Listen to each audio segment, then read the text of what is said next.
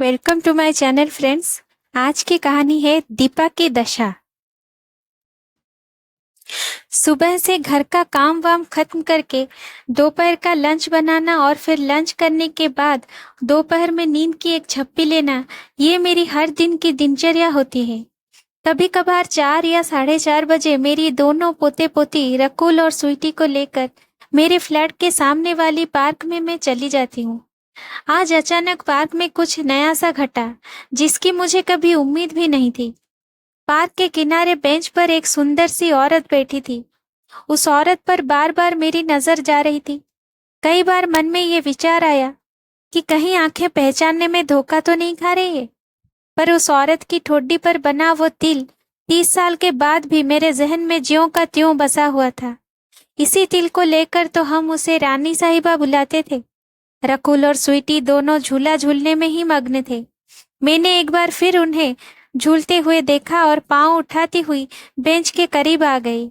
वो औरत शांत भाव से गाल पर हाथ रखे दूर खेल रहे एक बच्चे को निहार रही थी।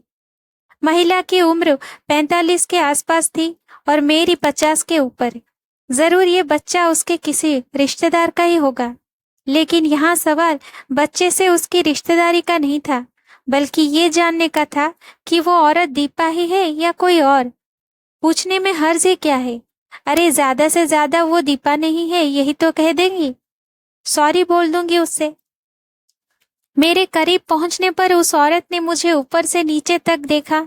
आंखों में एक पहचान लहराई उसके, और मेरी आंखों में विश्वास की लहर। मैंने झट से कह दिया, दीपा। उसके चेहरे की रंगत बदली, खुशी की एक लहर उसकी आंखों में आ गई और वो हल्के से चीखी, शिल्पा दीदी। बस अब न कोई सवाल था न जवाब। दीपा मेरी गले से लिपट कर रो पड़ी। शिल्पा दीदी, मुझे अब भी विश्वास नहीं हो रहा है कि आप मुझे यूं मिल जाएंगी।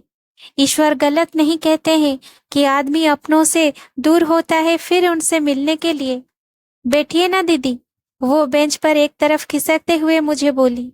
ये बच्ची कौन है जिसे तुम बार बार देख रही थी? मैंने पूछ ही लिया। पोती है मेरी। पोती? पर तुम्हारी उम्र? मेरी आवाज थम सी गई। दीदी, शायद आप पिछला सब कुछ भूल गई हैं। जब मेरी शादी हुई थी तब मैं 15 वर्ष की थी।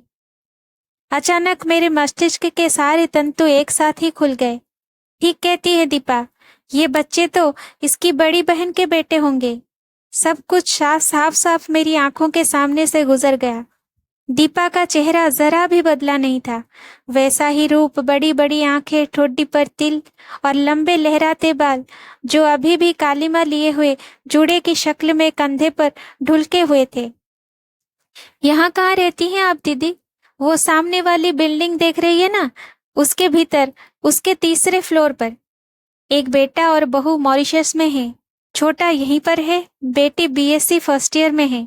तुम्हारे जीजाजी यहीं पोस्टेड है टेलीफोन डिपार्टमेंट में। बस यही मेरा परिवार है और मेरी जिंदगी भी। पर जो है वो आपकी अपनी तो है ना दीदी?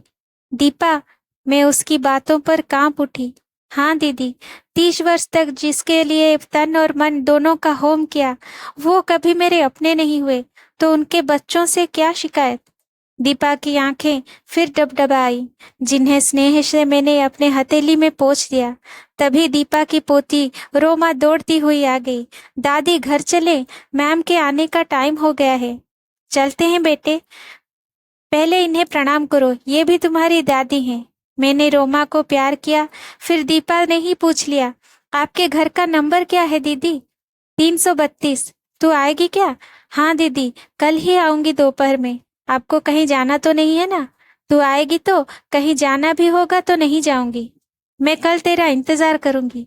आंखें पोंछते हुए दीपा उठ गई तो मैं भी दोनों बच्चों को लेकर घर आ गई।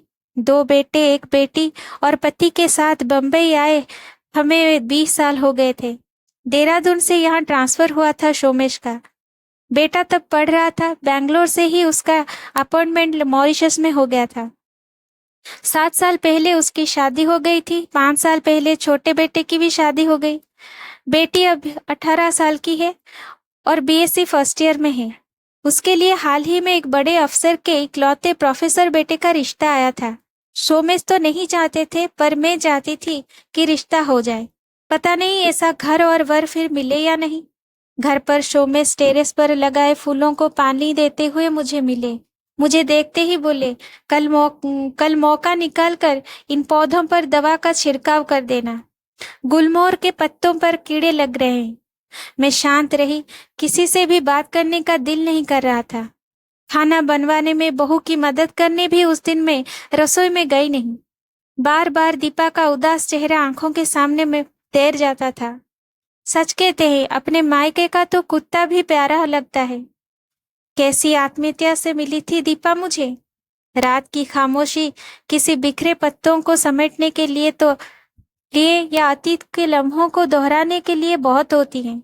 सोमेश के सोने के बाद मैं टेरेस पर आकर बैठ गई। पार्क का वो कोना घर से साफ दिखता था। मुझे लगा अभी भी दीपा वहीं बैठी सिसक रही है। प्रतापगढ़ की सौंधी मिट्टी में दीपा का घर मेरे घर के पास ही था। उसकी बड़ी बहन नीला मेरी सहेली थी। इस कारण दीपा मुझे भी दीदी बुलाती थी। समय का प्रलयंकारी चक्र ही तो था। 2 बेटों के बाद तीसरे बेटे के जन्म के समय ही नीला चल बसी। घर में एक तरफ मातम था तो दूसरी तरफ वो नन्हे बच्चों के साथ एक छोटा बच्चे की देखभाल का सवाल भी था। ममता का हाथ बच्चे पर कौन रखे, ये विचार सभी के दिमाग में कौंध रहा था। फिर शुरू हुई नई माँ की खोज। बच्चे इस बीच नानी के घर ही पल रहे थे। नीला के पति बैंक के एक बड़े अधिकारी थे। 2 कारें थी तब उनकी। जब भी नीला मायके आती तो भाई बहनों के लिए ढेर सारा उपहार लाती। दीपा तो ये सब देख निहाल ही हो जाती थी।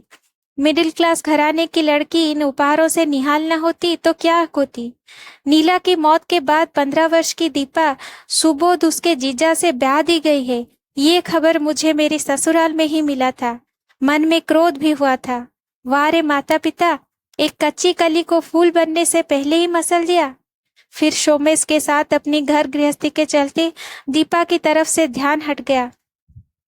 मायके जब भी जाना होता माँ से दीपा के बारे में पूछती जरूर, पर नीला की मौत के बाद वहां बार बार जाना नहीं हो पाया। फिर माँ पापा भी नहीं रहे। धीरे धीरे मायके जाना भी कम होता गया। अब तो भतीजे भतीजी की शादी में ही मायके जाना हो पाता था। आज करीब 29-30 साल बाद दीपा को देखकर पिछला सब कुछ याद आ गया। दूसरे दिन दीपा के इंतजार नहीं करना पड़ा। ठीक 2 बजे वो आ गए। घर पर सिर्फ मैं ही थी। सभी अपने अपने काम पर थे। आ दीपा, खाना साथ ही खाते हैं। जरूर दीदी। मैंने कहा तो नहीं था, पर मुझे लग रहा था कि आप खाने पर मेरा इंतजार करेंगे।